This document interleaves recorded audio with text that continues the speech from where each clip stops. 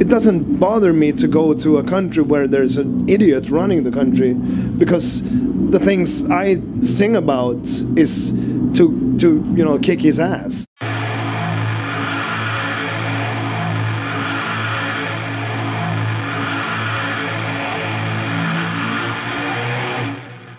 Was there any life-changing album still an influence to you nowadays? Many life-changing albums. Some made an album when I was a kid, or some old Metallica stuff. My sister listened to that, and she was older than me, and meant something huge to me. And I carry them all with me still.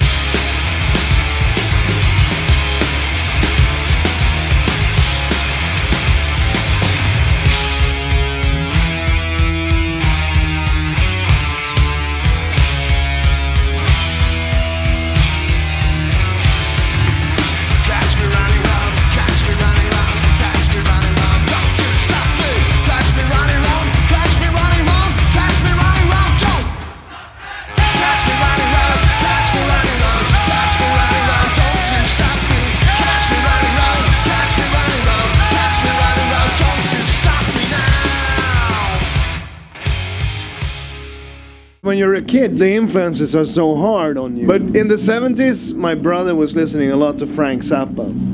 And I got really, really hooked on one album there called One Size Fits All by Frank Zappa. And I think that I still listen to that one. You know, every time I come home and I don't know what to listen to, I put on that album. I'm sorry, it should have been a punk rock album, but no, it's not. It's Zappa instead. I'm trying to listen to the endless boring song. You'll be happy. Come get salvation.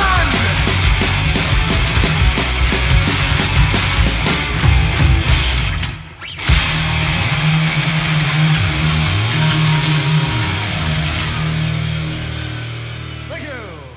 How do you see the use of plugins? Is it like good for you? Do you use any plugin? I have a little recording thing at home where I have some plug-in stuff. I really suck at it. I can't use it, but I can record my guitars, and yeah, that's what I need. I prefer real amps. I don't know why. It's something. Even though nowadays things might sound the same, even though it might be digital, I prefer the real deal. What about you? It was really charming to record a mixtape or whatever. But I think it's so much easier now, and it's so much easier to discover new kind of music through the digital world. I can only see good things about it. It must be easier for young bands to reach out to new audiences and stuff than it was before. And that can only be a good thing, I think. When it started, it was in the 90s, the gold age of punk rock and hardcore. A lot of bands came up after this. And you guys are like still relevant. People are going to the shows to see you. What do you think that keep that flame alive? There was like a down period in the, maybe say 2010 to... but then it took off again, and now it's more relevant than ever. I think that we do this, and more people are coming to the shows now than it was like for 10 years ago. So I don't know, something is happening, which I think it may be the kids that were listening to us in the early 90s. They're like 40 now, and they have kids who are 20, so there's like a next generation coming up, and also in Europe at least, the 40-year-old people, they can collect strange stuff from the 90s and pay a lot of money from that and go to a lot of shows, and they have a lot of money, so they can buy merchandise, and it's, I don't know. Why did you choose to play your instrument? How was your first contact with music? Do you remember what got you into music? Really, like, I need to play that. How was it? I had a Rambo poster, and I changed it for a poster of the Swedish band Europe when I was really small, maybe 6 years old, because that poster of Europe was like with smoke, and I think that was when I decided that, hey, I want to try that. it got stuck on me somehow. After that, it was like an obsession for me with music and heavy guitars. And I started to play guitar like 3 years later, after this poster thing. And I've been playing since then. Vacation time again. Ignore the legislation in every vicious way. Be sure to skim the nation. Yeah, yeah, yeah, yeah, yeah. Yeah, yeah, yeah, yeah, yeah. Yeah, yeah, yeah, yeah, yeah. Hear me talk in excess. Hear me laugh and tell another lie. When you have a show in Brazil, what's the first thing that comes to your mind? Memories from Hangar comes up somehow. Hangar 100. Yeah, in Sao Paulo. I just think of crazy people stage diving all the time. We've had so many good shows in Brazil, so it's hard to, you know, yeah, it's only good memories and in good surroundings and happy people and good food, and it's just a mix of everything. We got robbed once in Brazil. That's the only bad memory that I had.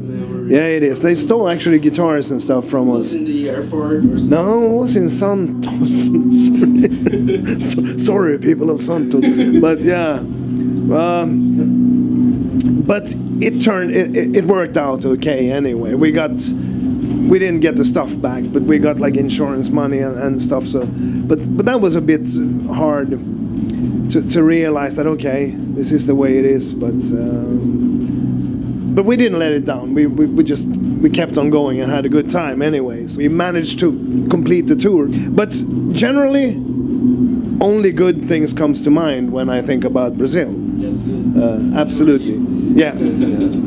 From Fortaleza down to Porto Alegre, you know. You do some melodic stuff with music. Is there something more extreme or heavier that you guys listen to? Yeah, nowadays I don't listen to melodic punk rock a lot. I put on Bad Religion from time to time, Satanic Surfers. Yeah, they are. That's cool. 15th. Yeah, of May, right? Yeah. But I mean, I really enjoy extreme metal, and I really enjoy singer-songwriters and everything in between. If it's a good song, it's a good song, and yeah, I love music. I don't have any limitations.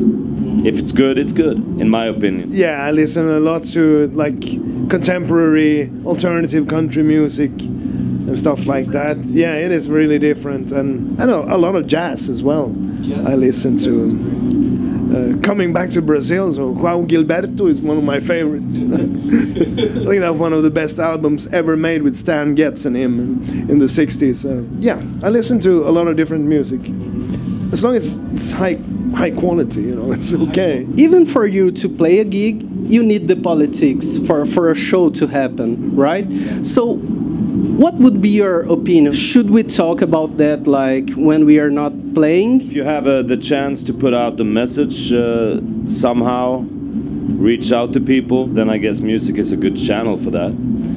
It doesn't have to be lyrics. It could be, you know, if you play a live show. On an interview? Yeah, interviews, interacting with people. And if you're not satisfied with the way things are, it definitely won't change if you just shut up and stand in a corner. So I guess doing your part somehow, yeah, it makes it a bigger chance to change things than if you do nothing. I would like to have your opinion on the same matter. Well, yeah, of course. The lyrics I write are on the opposite of your president and of Trump and of Viktor Orban in Hungary or whatever you go. And there's so many. I mean, we played the States last year, and Trump is like the same kind of person that your president. It doesn't bother me to go to a country where there's an idiot running the country, because the things I sing about is to you know, kick his ass. And that can only be a good thing to do that. And he doesn't gain anything from me coming there singing my songs. It's the other way around. So it feels okay, I think, to do that. It's gonna go away soon. I'm sure it's gonna turn. The wind is gonna go left again, and even in the States or in Eastern Europe, you know, and even in fucking Brexit, that's the same thing. I actually did a spot. I don't know if anyone saw it in Brazil, but I did a spot against him. Against So, him? well, it was just before the election. I said, go vote for someone else. Don't vote for him. Keep waiting for us. We will come back someday, I'm sure. It's just right now it's a bit messy with everything, but we'll be back. I promise you that. And I'm just dying to get back there, because it's one of my favorite places to be. Yeah, keep hanging on. Your situation might be tough, but things will change. That's what I believe in. Hope, guys. Yeah, and we'll come over there and play some fast punk rock for you. And I look forward a lot. Resistance, punk music, no fun at all. Yeah. Thank you, guys. Thank you. It was awesome. Thank you, man. Thanks a lot. Thank you.